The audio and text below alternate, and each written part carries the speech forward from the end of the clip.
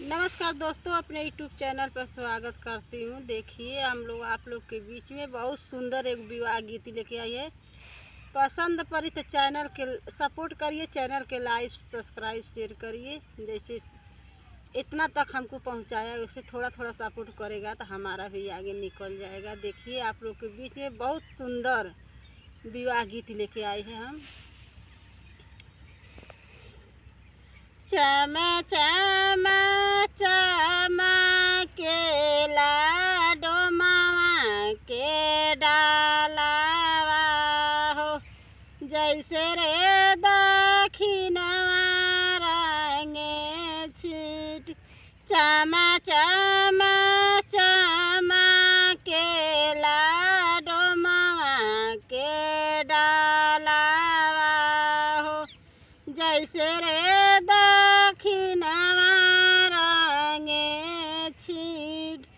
माड़ावे में चमा केला बाबू हो दुलाहे राम।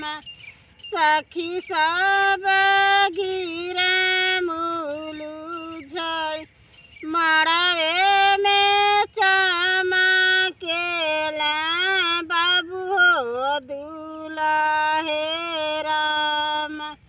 सखी सब गिरा मुलुझाई, कवन कवन पाप कैलू हमरे सखिया। बरवा मिलेला भगवान, कवन कवन ताप कैलू हमरे सखिया। बरवा मिलेला भगवान, मांगे नहाइलिया गिनी नाही तापली हो। विधि के भूखेलिया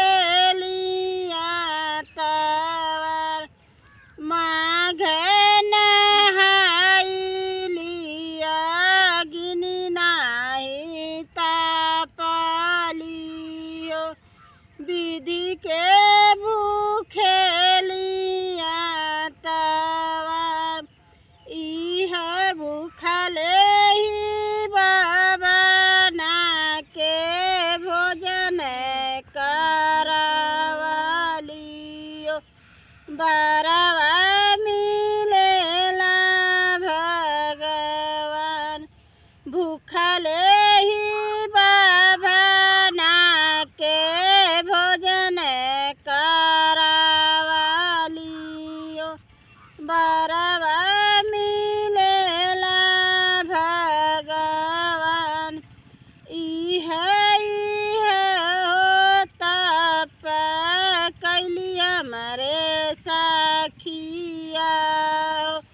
बरवा मिलेला भगवान, इह हो तप कैली हमरे सखिया।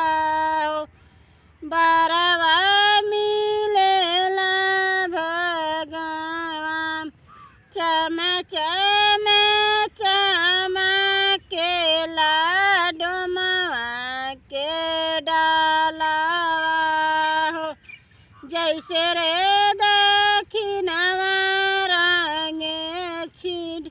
चमा चमा चमा के लाडो मामा के डालावा हो, जैसे रे दखिनवा रंगे छीट।